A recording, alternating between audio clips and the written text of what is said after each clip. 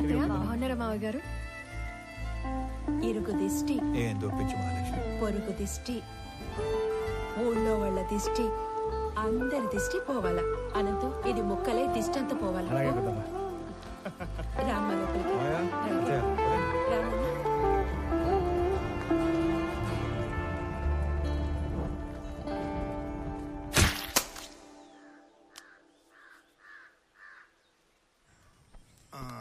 రామారావు, పిల్లప్పటి నుంచి మీ నాయన నేను సావాసగాళం.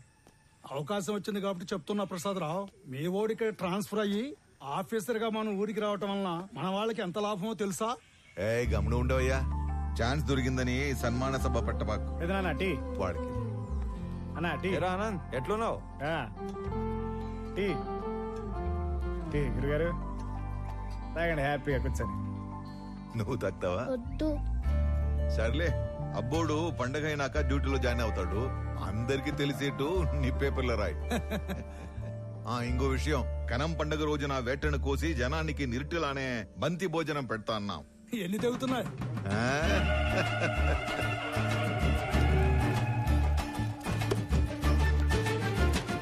అనంత్, దుడ్డికి నీకు అంత లంకే ఉండదబ్బా. మటన్ కొట్టు సీనా అని పిలిస్తే సలపాగా నరికేటోడే. ఇప్పుడేమి తొందరైనదా? నాకి 3 తలలు అలాకాగా నరికినానా లేదా? ఏంటమ్మా, బాగున్నావా? బాగున్నానండి. చాలరాపా, ఆ చేతితో ప్రసాదం తీసుకుని రెండో చేసి ఆపుతా ఉన్నావు. ఇచ్చే ఈ పెద్ద ఆయన ఎవరో బయటూరి మనుషులా ఉన్నాడు. ప్రశాంత్ బాబు. రే అనంతు, మన వియ్యంకులు పెద్దమ్మ ఇంకా ఇంటి కాడిని అరువులు చేస్తా ఉండారేమో, పోయి తొలగరా పో. వంటోళ్ళకి దుడ్లు ఇచ్చేసి ఉరకలాడతా పెద్ద. ఏందిరా ఎప్పుడు డబ్బు డబ్బు. ఇది ఇంకా మారలేదు. పోయొచ్చా?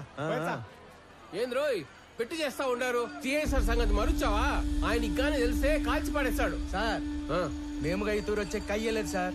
మీరు గాని బలమందం పెట్టినారో ఆ మీట పెద్ద తంపు అవుతుంది. ఏంద్రో మొడుచుకొని మాట్లాడుతున్నావు? పోలీసులు పళ్ళులోని కొడతాడారేంటి? అక్కడ ఏం జరుగుతుంటాది? వస్తారా రారా? ఏంద్రా శుభు? ఎలా సార్, ఏమైనాది? ఎందుకు కొడతా ఉంటారు? నీకేంద్రా చెప్పేది? నువ్వు పెద్ద పొడికివా? పో పో.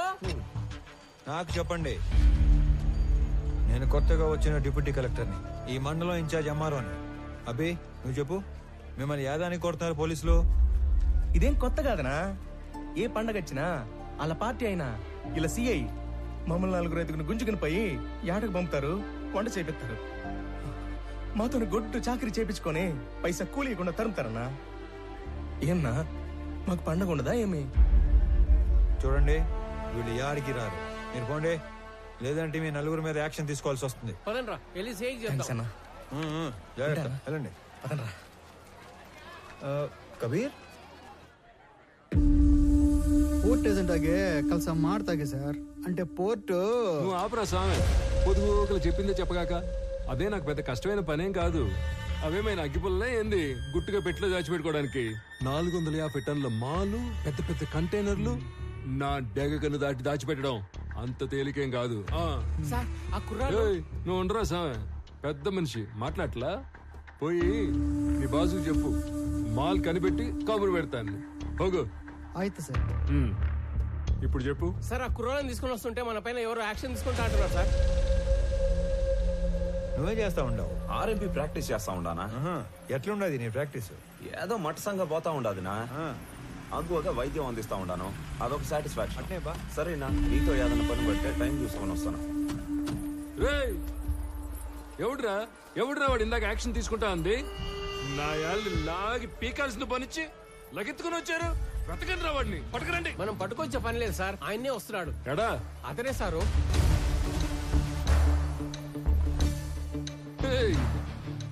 ఎవడురా స్వామి నువ్వు?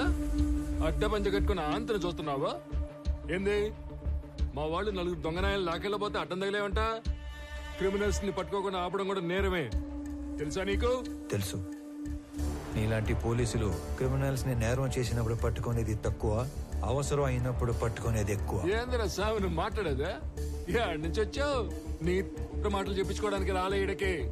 నువ్వెంత యాక్షన్ తీసుకుంటావు అన్నట్టుగా. ఏంది నువ్వు action తీసుకున్నదా?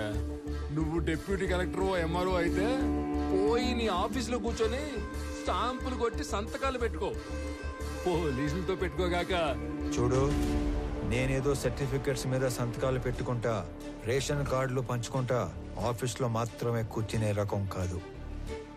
As an executive magistrate of this sub division of the district, I'm responsible for operating preventive sections of code of criminal procedure. By the way, ఇక్కడ జరిగిన స్పెసిఫిక్ ఇన్సిడెంట్ లో I clearly observed violation of fundamental rights which is a crime. Crime me police వాళ్ళే చేశారు కాబట్టి all of you నేనా? will have to appear and explain your stand in my office if you extend this issue any further. Sir sir వాడు ఎంఆర్ఓనే కదా sir? అదేంది మిమ్మల్ని ఆఫీస్కి వచ్చి సమాధానం చెప్పంటాడే? ఎంఆర్ఓకి మనల్ని ఎంక్వైరీ చేసే పవర్స్ ఉంటాయా ఏమి సార్? నాకు మాత్రం ఏం తెలుసు స్వామి. వాడు చెప్పిన స్టైలు పోసు చూస్తుంటే ఆ పవర్స్ ఏదో ఉన్నట్టే ఉంది. ఓ ఒరేయ్, సార్ ఈ ఏటికి రికార్డింగ్ డాన్సులు మనకి లేకుండా చేశాడు. రామారావు, మొన్న పండగ అత్తగారింటికి వెళ్ళినప్పుడు మీ ఊరు కులుకు భజన డాన్స్ మిస్ అయిపోయావురా. ఎరా రాఘవ, ఏంటి కొత్తగా గడ్డం? ఏముంది, 4 రోజులు లీవ్ లో ఉన్నా. బద్ధకం. వచ్చే వారం ఆఫీస్కి వెళ్ళాలి, అప్పుడు తీస్తా. అది సరే గానీ నువ్వేంట్రా దూరదర్శన్? పండక్కి తప్పితే మీ ఊరు పక్కకే రావడం లేదు. నీకేంటి రాఘవ, ఏమైనా చెప్తావు? స్టేట్ గవర్నమెంట్ ఉద్యోగం కూర్చోబెట్టి పెడుతున్నారు. మా పరిస్థితి దొరకట్లో లేదురా. చాలా ప్రైవేట్ ఛానల్స్ వచ్చేస్తున్నాయి. మేం గట్టిగా కష్టపడకపోతే నిలబడటం కష్టం. గంగాధర్, నువ్వు ఎంత కష్టపడ్డా నిలబడటం కష్టమే. ఆల్రెడీ జెమిని టీవీ, ఈటీవీ అని ప్రైవేట్ ఛానల్స్ టౌన్ల వరకు వచ్చేసాయి. నెక్స్ట్ ఇంకా ఊళ్ళకే. నానా సలీం, మీరు కష్టపడకపోయినా అంతే. సెల్ ఫోన్ టెక్నాలజీ చాలా స్పీడ్ గా వచ్చేస్తుంది. నియర్ ఫ్యూచర్ లో మీ ల్యాండ్ ఫోన్లు అన్ని మాయమే. అందుకే మేమంతా కష్టపడి మా డిపార్ట్మెంట్ నిలబెడతాం. అబ్బో, చానాలకి చిన్ననాటి స్నేహితులంతా ఒకే చోట చేరారే. ఏంటి రామారో, మన ఊరికి ట్రాన్స్ఫర్ చేసిన తర్వాత చేతులు కట్టేసినట్టు ఉండదా? ఇక్కడ నువ్వు సాల్వ్ చేయడానికి పెద్ద సమస్యలు లేవు, అలాగని నువ్వు చేయడానికి పనులు లేవు. డ్యూటీలో ఎప్పుడు జాయిన్ అవుతుండవు? రేపే. అయితే ఇంకా పనుంటే తప్ప రేపటి నుంచి కనపడరా. కొత్త ఎప్పుడు వస్తాడేమో గానీ పాతనైతే 11 గంటలకు వచ్చి టెన్షన్ 1 గంటకు వెళ్ళిపోయేవాడు. సుఖంగా ఉండేది మనకి. అవును కదా. గర్జన ఆడేం చేస్తా ఉండవు. సార్ వచ్చేసి ఉన్నాడు, జనాల్ని కలుస్తా ఉన్నాడు. సార్ వచ్చింది. సార్ పట్టుకోండి, పట్టుకోండి. సార్ వచ్చేసాడు.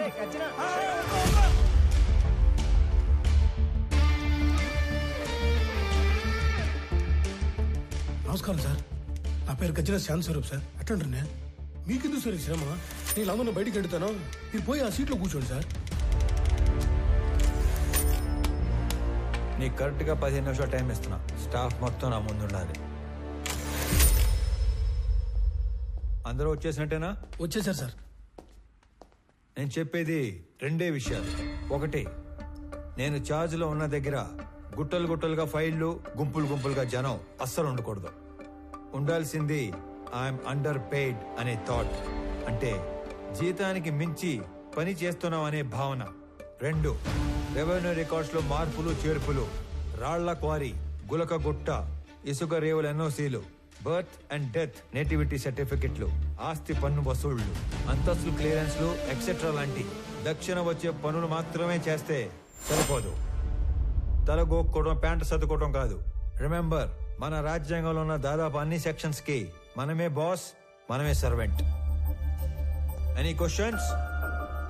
ఈ 2 విషయాలు ప్రాంప్ట్ గా ఉండగలం అనుకున్న వాళ్ళు మాత్రమే లోపలికి రండి.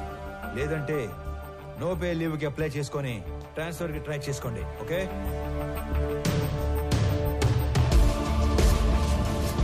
There is no privacy, no protocol in my office. నేను చేసే పని మీకు కనపడాలి, మీరు చేసే పని నాకు కనపడాలి. Only progress that matters.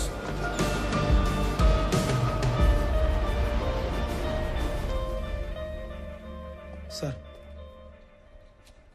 ఇతని అర్జీ చాలా ఏళ్ళుగా పెండింగ్లో ఉంది. కౌలు రైతు, 2 ఎకరాల ప్రభుత్వ బీడి భూమిని చూసుకొని అప్లికేషన్ పెట్టుకున్నాడు. కానీ అప్పర్ క్యాస్ట్. అతనికి ఆ భూమి ఇవ్వలేమని చెప్పినా కూడా ఆఫీస్ చుట్టూ తిరుగుతూనే ఉన్నారు సార్. ఇప్పుడు కూడా మీతో గోడు చెప్పుకుంటానని నా ప్రాణం జోడేస్తున్నాడు సార్.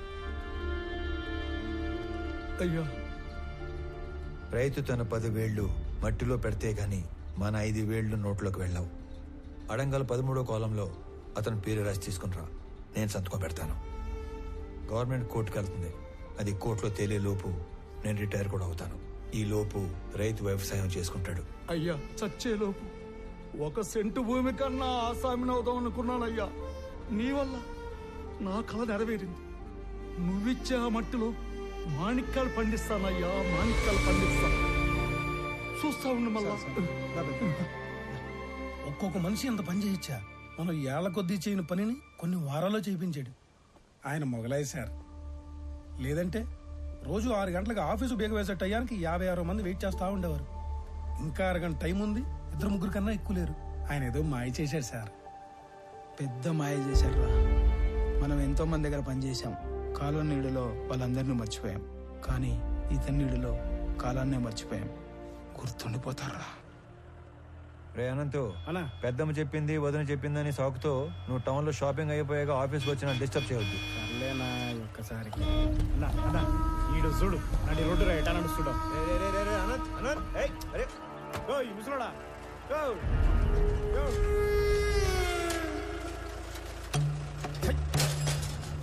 చూడనంత గట్టిగా మూసేసి వెనకొచ్చేటి బండు తొక్కే పైపోతావు. సంపుతా నా కొడక. నీ దూకుడేంద్రా పెద్ద పట్టుకొని.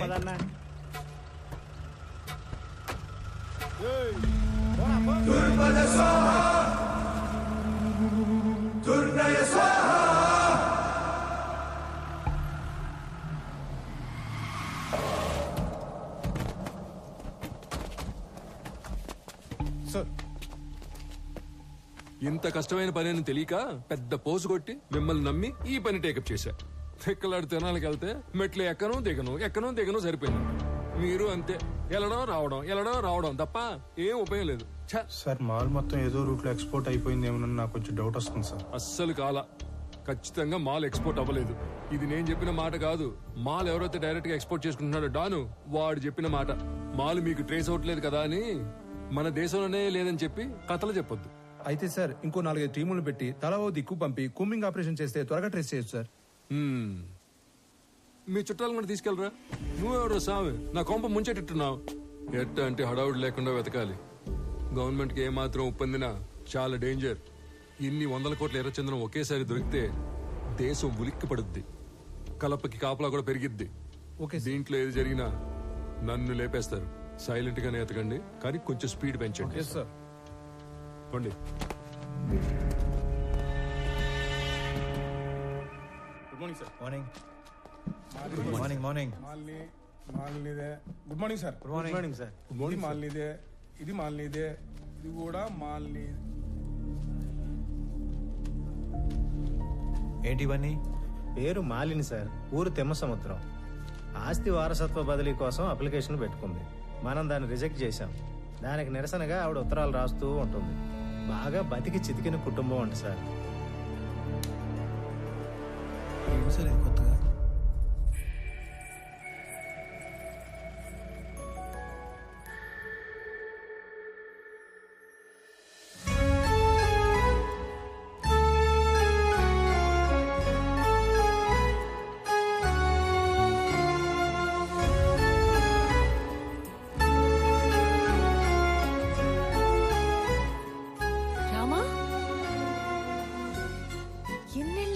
చూసి.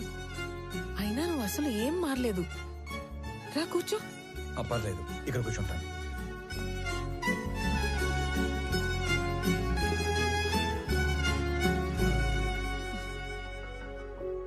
నీ పేరేంటి తల్లి? రామలక్ష్మి.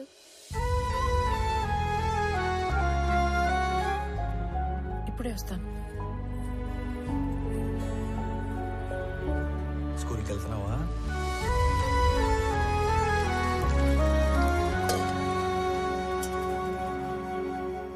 Good girl. తీసుకోరామా. ఇప్పుడు చెప్పు, మన ఊరికి ఎప్పుడు వచ్చావు? నీకు ఒక్కడే కొడుకు కదా? బుడ్డోడు ఎలా అన్నాడు? ఏంటి ఏం మాట్లాడావు?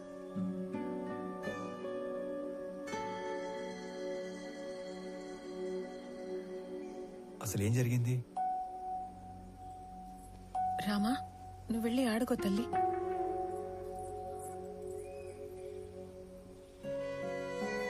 నా జీవితంలో జరిగిన చాలా మలుపుల్లో ఇది కూడా ఒకటి.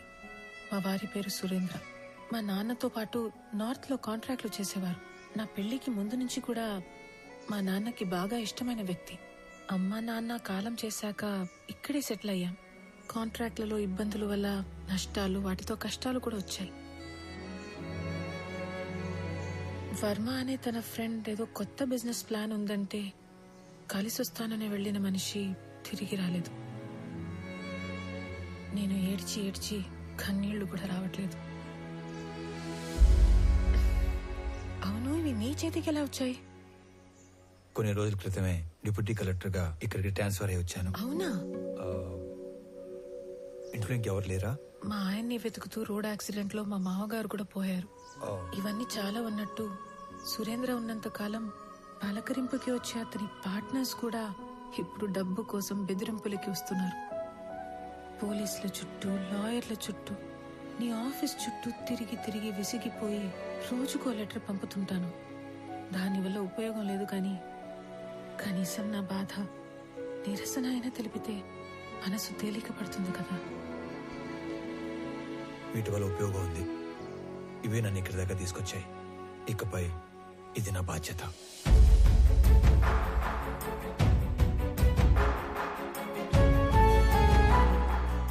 నా వల్ల ప్రేమలో ఓడిపోయినా ఆ బాధని లోపలే దిగమింగుకొని చిరునవ్వుతో వెళ్లిన రామ నాకు దూరమయ్యి దాదాపు 7 సంవత్సరాలయ్యింది.